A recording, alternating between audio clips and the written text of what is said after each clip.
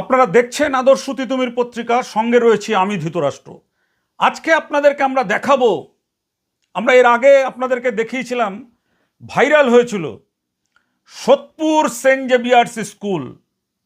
যে Saint Xavier's খ্রিস্টীয় ধর্মের পরিব্রাজক ছিলেন, সেই সেন্ট জেভিয়ার্স নয়। এই সেন্ট জেভিয়ার্স হচ্ছেন সোদপুর হরিশ্চন্দ্র দত্ত রোড, পানিহাটি পুরসভার 2 নম্বর ওয়ার্ডে অবস্থিত।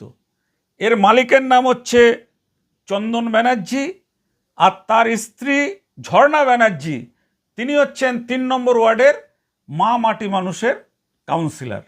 মা মাটি মানুষ মানে বুঝতে পেরেছেন তো, দিদির দলের কাউন্সিলর। আমরা খবর দেখিয়েছিলাম যে সোদপুরের বুকে এত বড় একটা স্কুল, এবং এই স্কুলে এবছরই আইএসসি পরীক্ষায় প্রথম স্থান অধিকার করেছিল ব্যারাকপুরের মেয়ে। সেটা আমরা দেখিয়েছি আপনাদেরকে, আপনারা দেখেছিলেন, সেই খবর খুব ভাইরাল হয়েছে। সেখানে আমরা প্রশ্ন তুলেছিলাম যে এই যে এত বড় একটা স্কুল চলে, এখানে কেন গরিবের মেধাবী ছেলে মেয়েরাদের সুযোগ দেওয়া হয় না? কেন ভর্তি হতে গেলে 70,000 টাকা নেওয়া হয়? কেন সরকারি দিল্লি থেকে যে এই যে এরা চালাচ্ছে এনজিও করে, দিল্লি থেকে যে অনুমোদন আছে যে প্রত্যেকটা ক্লাসে 60 জন 65 জন করে থাকবে, সেখানে তার ডবল দ্বিগুণ ছাত্র নিয়ে কোটি কোটি টাকার একটা ব্যবসা চলছে, কালোবাজারি।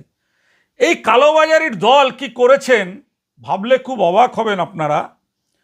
আপনারা যারা পুরনো মানুষ, এই হরিশ্চন্দ্র দত্ত রোডে আপনারা জানেন যে খুব বড় একটা খেলার মাঠ ছিল সেন্ট জেভিয়ার্স স্কুলের একদম সামনেই।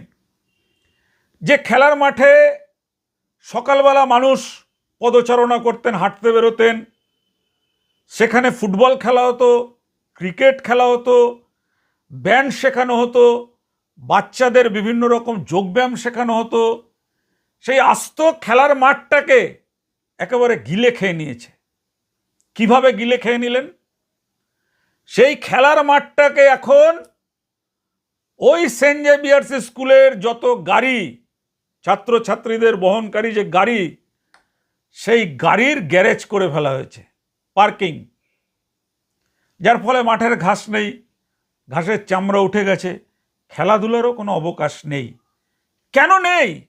আমাদের ক্রাইম রিপোর্টার সুরেন্দ্র কুমার সিং অন্তর্তদন্ত চালিয়েছিলেন। সেই অন্তর্তদন্তে কিন্তু খুব চাঞ্চল্যকর তথ্য উঠে এসছে।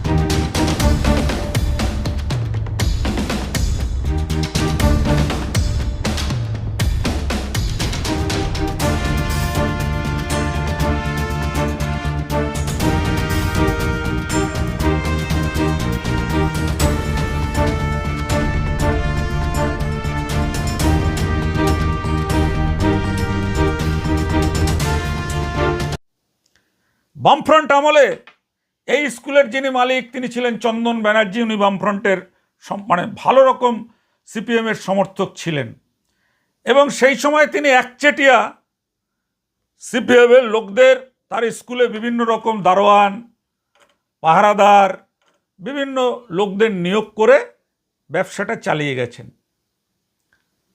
সিপিএম চলে গেল, বামফ্রন্ট চলে গেল। ওই স্কুলের পাশেই দেখবেন একজন বামফ্রন্টের নেতা ছিলেন হরিপদ ঘোষ, শিক্ষক। জানি না এখন আছেন কিনা, উনি আমারও শিক্ষক ছিলেন। তারপরে ওখানে ফরওয়ার্ড ব্লকের একজন কাউন্সিলর জিততেন, স্বপন দাস। পরে তার স্ত্রীও সেখানে কাউন্সিলর হয়েছিলেন। আমরা জানি না তাদের ভূমিকা কি ছিল, কিন্তু এরপর আমরা দেখতে পেলাম এই চন্দন ব্যানার্জি যখন 2011 সালে এ রাজ্যে তৃণমূল আসলেন, রাতারাতি পাল্টি খেয়ে গেলেন। পাল্টি খেয়ে উনি গিয়ে একদম মামাটি মানুষের হাত ধরে নিলেন। হাত ধরে নিয়ে এইবার কি শুরু করলেন, মামাটি মানুষের যে এখানে প্রধান নেতা ছিল তার বাড়িতে সকাল বিকাল দুবেলা করে যাতায়াত শুরু করলেন। এগুলো কিন্তু সবাই জানেন। শুরু করলেন, শুরু করার পরে এইবার যে খেলার মাঠটা, সেই খেলার মাঠটাকে আস্তে আস্তে আস্তে আস্তে আস্তে আস্তে গ্রাস করে নিলেন। প্রতিবাদ করার কথা কাদের? প্রতিবাদ করার কথা হচ্ছে শাসক দল মামাটি মানুষ তৃণমূলের। তারা কিন্তু কোনো প্রতিবাদ করেনি। উল্টে কি করলেন, গত পুর নির্বাচনে চন্দন ব্যানার্জির স্ত্রী ঝর্ণা ব্যানার্জি কোনোদিন কোনো রাজনীতির সাথে যুক্ত ছিলেন না, কোনোদিন মাঠে ময়দানে কোথাও নামেননি। যেহেতু প্রচুর টাকা সেন্ট জেভিয়ার্স স্কুলের মালিকের স্ত্রী, তাকে নিয়ে ভোটে দাঁড় করিয়ে দেওয়া হলো। ভোটে তিনি হয়ে গেলেন কাউন্সিলর, হবেনি, মানে শাসক দল যখন যে থাকে তার তো কলা গাছ দাঁড়ালেও জিতে যায়, কলা গাছের মতন উনি জিতে গেলেন। জিতে যাওয়ার পরে এইবারে সমস্ত জায়গাটাকে একদম গ্রাস করে নিলেন। গ্রাস শুধু নয়, এই যে যখন ছেলেমেয়েরা স্কুলের হরিশ্চন্দ্র দত্ত রোড দিয়ে বিটি রোডের দিকে ওঠে, তখন দেখবেন আপনারা, এটাতে আমাদের কোনো আপত্তি নেই, কিন্তু তখন দেখবেন আপনারা সেখানে পুলিশ, ট্রাফিক পুলিশকে প্রহরায় রেখে তারপর সেখান থেকে গাড়ি ঘোড়াকে যাতায়াত করানো হয়। কেন করানো হবে? এটা তো কোনো সরকারি স্কুল না। তার একটু আগেই যান, গির্জার ওখানে স্কুল আছে, সরকারি স্কুল, সেখানে ছেলেমেয়েরা যখন বেরোয় তখন তো সেখানে কোনো রকম পুলিশের প্রহরা থাকে না। এখানে কেন পুলিশের প্রহরা থাকে? বুঝবেন, ভালো করে ব্যাপারটা বুঝবেন যে কোথায়। কারণ যিনি কোটি কোটি টাকা রোজগার করছেন তারই তো উচিত নিরাপত্তা রক্ষী রেখে সেখানে পাহারায় রাখা। কেন দুজন চারজন পুলিশকে ওখানে অন্য জায়গায় ডেপুট না করে ওখানে কেন নিয়োগ করা হতো? কার কথায় হতো? কারা রয়েছে এর পেছনে? কেন এই মাঠটাকে এখনো পর্যন্ত উদ্ধার করা হলো না? তৃণমূল সরকার, তৃণমূলের যে নেতা ছিল তাকে একদম পর্যুদস্ত করে দেওয়া হয়েছে, সাধারণ মানুষ পানিহাটির করে দিয়েছেন, কিন্তু খেলার মাঠের কিন্তু কোনো পরিবর্তন হয়নি। অবশ্য পাশেই আমরা আরেকটা খেলার মাঠ দেখতে পাই, যে খেলার মাঠটাকে ঘিরে রাখা হয়েছিল এবং সেখানে বলা হতো যারা মেম্বার তারা ছাড়া কেউ প্রবেশ করতে পারবে না। কিন্তু এই নতুন পরিবর্তনের পরে আমরা দেখতে পেলাম যে সেখানে সব দুস্থ, গরিব, অসহায়, আমাদের সমর্থন রয়েছে। আমরা চাই এইভাবে, আমরা দেখাবো আপনাদেরকে যে কিভাবে খেলার মাঠকে বিক্রি করে কিভাবে বহুতল আবাসন তৈরি করা হয়েছে, এর নেপথ্যে কারা, কত কোটি টাকা ড্রিল হয়েছে, এগুলো সব আমরা দেখাবো। উসুমপুর, বটতলা, গোলার মাঠ শুধু শুনেই গিয়েছি, যেখানে গ্যালারি হবে, স্টেডিয়াম হবে, অনেক কিছু হবে, কিন্তু মাঠের অবস্থা কিন্তু একদম 12টা বাজিয়ে দেওয়া হয়েছে। চারিপাশে জঞ্জাল ফেলে নানান রকম অপকর্ম করে সেই মাঠে কিন্তু এখন আর মানুষ নামতেই পারে না। যাই হোক, এগুলো আমরা তো তুলে ধরবো একের পর এক। দেখুন, আমরা তো মাঠের গল্প আপনাদের শোনাবই। মাঠের গল্পের সঙ্গে সঙ্গে আরেকটা কথা আমরা বলতে চাই। এই সেন্ট জেভিয়ার্স স্কুলের আশেপাশে দেখবেন সেখানে কিন্তু একদম বস্তি এলাকা রয়েছে, রাজা বস্তি। হরিশ্চন্দ্র দত্ত রোডের এক পাশ দিয়ে দেখবেন বস্তি ঘর। সেই সমস্ত জায়গায় এত গাড়ি ঘোড়া ঢুকানো হয়, গাড়ির পর গাড়ি, সাধারণ মানুষের জীবন ওষ্ঠাগত, এবং অনেকের বাড়ি ঘরের মধ্যে গাড়ি ঢুকে যায় গরিব মানুষদের, কিন্তু মানুষ তো মুখ খুলতে পারে না। প্রতিবাদ কে করবে? বিড়ালের গলায় ঘণ্টাটা কে বাঁধবে?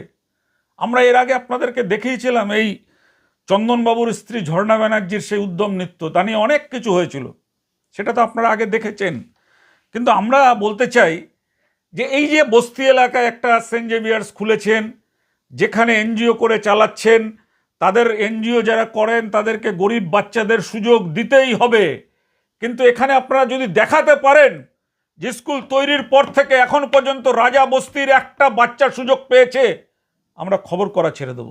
যদি দেখাতে পারেন হরিশ্চন্দ্র দত্ত রোডের একটা নিম্ন আয়ের মানুষ সুযোগ পেয়েছে ছেলে মেয়েরা পড়ার, আমরা খবর করা ছেড়ে দেব, সাংবাদিকতায় ছেড়ে দেব। আমরা কিন্তু খুব খবর নিয়ে করছি। যেখানে একটা গরিব ঘরের ছেলে সুযোগ পায় না, মেধাবী হওয়ার পরেও বস্তিতে থাকে বলে তাদেরকে সুযোগ দেওয়া হয় না। কাদের সুযোগ দেওয়া হয়? সুযোগ দেওয়া হয় বিত্তশালী, যাদের প্রচুর টাকা রয়েছে। সেই টাকা যারা দিতে পারছেন 65, 60, 70 হাজার করে ভর্তির সময় ডোনেশন, তাদের ছেলে মেয়ে কিন্তু একেবারে অবধারিত ভর্তি হবে। মেধাবী হোক আর না হোক তারা সুযোগ পাবে। আর যে ছেলেটার পয়সা নেই, বস্তিতে থাকে, যার বাবা নিম্ন আয়ের কাজ করে, এই যে আমরা বলছিলাম আমাদের ক্রাইম রিপোর্টার সুরেন্দ্র কুমার সিং সামান্য একটা ছোট্ট সাংবাদিকতা করে, সামান্য কিছু রোজগার তার মাসে, তার ছেলে কিন্তু সেখানে প্রথম স্থান অধিকার করেছিলেন। আমরা এর আগে দেখিয়েছিলাম আপনাদের। সেই ছেলেটির ব্যাপারে আমরা গিয়েছিলাম তাকে ভর্তি করার জন্য, সুযোগ দেওয়া হয়নি। 65,000 টাকা দিতেই হবে আগে। 65,000 টাকা না দিলে ভর্তি হতে পারবেন না। মামা টেনিস মানুষের সরকার কি করেছেন? তো মুখ্যমন্ত্রী ছিলেন মমতা ব্যানার্জি, কোনোদিন খবর নিয়েছেন যে এই যে বেসরকারি স্কুলগুলো চলছে বিভিন্ন জায়গায়, শিক্ষার তো একদম 12টা বাজিয়ে জাল শিক্ষক নিয়োগ করে, ভুয়া শিক্ষক নিয়োগ করে শিক্ষার 13টা বাজিয়ে দিয়েছিলেন। একবার খোঁজ নিয়েছেন যে এই বেসরকারি স্কুলগুলো কিভাবে তার দলের নেতাদের মাসে মাসে উৎকোচ দিয়ে, মোটা অঙ্কের টাকা দিয়ে কিভাবে সাধারণ মানুষের জীবনকে বিপন্ন করে তুলেছে এলো? সেগুলো খোঁজ নিয়েছেন? একবারও খোঁজ নেননি। আমাদের নতুন যে সরকার এসছে, আমরা আবেদন রাখবো তাদের কাছে যে অবিলম্বে এই যে সেন্ট জেভিয়ার্স স্কুলের পাশে যে খেলার মাঠ, সেই খেলার মাঠের পূর্ব অবস্থায় ফিরিয়ে দিতে হবে। আগের যে রূপ ছিল, খেলাধুলা করতেন মানুষ, হাঁটতেন সকালে, সেই ব্যবস্থা করতে হবে। এখানে নবারুণ ক্লাব রয়েছেন, ক্লাব আছে, কিন্তু কোনো ভূমিকা নেই। কেন? ভয়ে। আমরা তো ভয় ভেঙে দিলাম। আমরা আপনাদের তো দেখাচ্ছি তুলে তুলে যে কিভাবে এই স্কুলের নামে ব্যবসা চলছে, কিভাবে স্কুল চলুক, আমরাও চাই স্কুল চলুক, কিন্তু সেখানে কেন 10টা গরিব মেধাবী ছেলে মেয়ে যারা পানিহাটি বলুন বা আশেপাশের যারা রয়েছে তারা কেন সুযোগ পাবে না? তাহলে তোমার এনজিও কি রইল? এনজিও করে যে তুমি চালাচ্ছ, সেই একটা স্কুল থেকে আবার টিটাগড়ের ওইখানে দেখবেন আরও একটা স্কুল তৈরি হয়ে গেছে। তাহলে কি হারে তারা, বুঝতে পারছেন কত রোজগার করছে? যাই হোক, আজকে এটা আমরা দেখাচ্ছি। আমরা চাইব নতুন যে সরকার আসছে সেই সরকারের হস্তক্ষেপে এই স্কুলের মোটা অঙ্কের টাকা নেওয়া বন্ধ হবে, এই স্কুলের মাঠ দখল বন্ধ হবে। এর আগে আমরা একটা দেখিয়েছিলাম আপনাদের, মানে খবর বলতে গেলে তো শেষ হয় না, বরানগরের সেন্ট্রাল মডার্ন স্কুল মনে আছে, যেখানে আমরা বলেছিলাম যে প্রিন্সিপাল যিনি রয়েছেন তার প্রিন্সিপাল হওয়ার যোগ্যতা নেই। মনে আছে? কত কেস, কত মামলা মোকদ্দমা, অনেক কিছু হলো। হাইকোর্টে 3-4টে ব্যারিস্টারকে দাঁড় করানো হলো আমাদের বিরুদ্ধে, কিন্তু আমরা কিন্তু আমাদের জায়গা থেকে সরে আসিনি। সত্য প্রমাণ হয়েছে। আজকের এই সেন্ট জেভিয়ার্সকে আমরা, সেন্ট জেভিয়ার্স যে শিক্ষার নামে যে ব্যবসা করছে, এখানে আমাদের তীব্র আপত্তি রয়েছে। শিক্ষার নামে ব্যবসা কখনো চলতে পারে না। শিক্ষা আনে চেতনা, চেতনা আনে বিপ্লব। চন্দনবাবুই তো একসময় স্লোগান দিতেন, শিক্ষা আনে চেতনা, চেতনা আনে বিপ্লব। কালের নিয়মে চন্দনবাবু সব ভুলে গেছেন। এখন হয়তো আবার চেষ্টা করবেন মামাটি মানুষের থেকে আমাদের যে নতুন পশ্চিমবাংলার সরকার এসছে তাদের সঙ্গে হাত করার, বা নেতাদের যেভাবে আগের নেতাদের তিনি সামলে এসছেন তাদেরকেও সামলাবেন।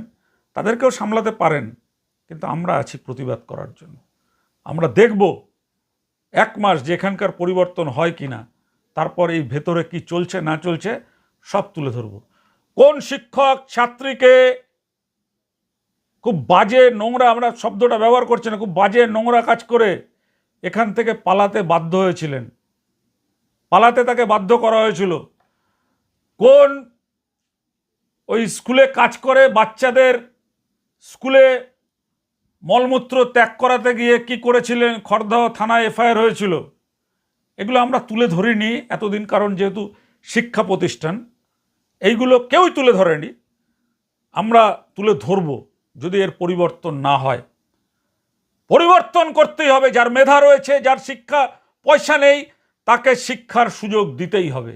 যখন পাড়ার মধ্যে, গ্রামের মধ্যে স্কুল খোলা হয়েছে, সেখানে 10 জন হলেও তার রাখতে হবে যে মেধাবী এই এলাকায় যারা আছেন, অর্থের দিক থেকে তারা দুর্বল আছে, তাদের অর্থ একটু কম নিয়ে তাদেরকে ভর্তির ব্যবস্থা করতেই হবে।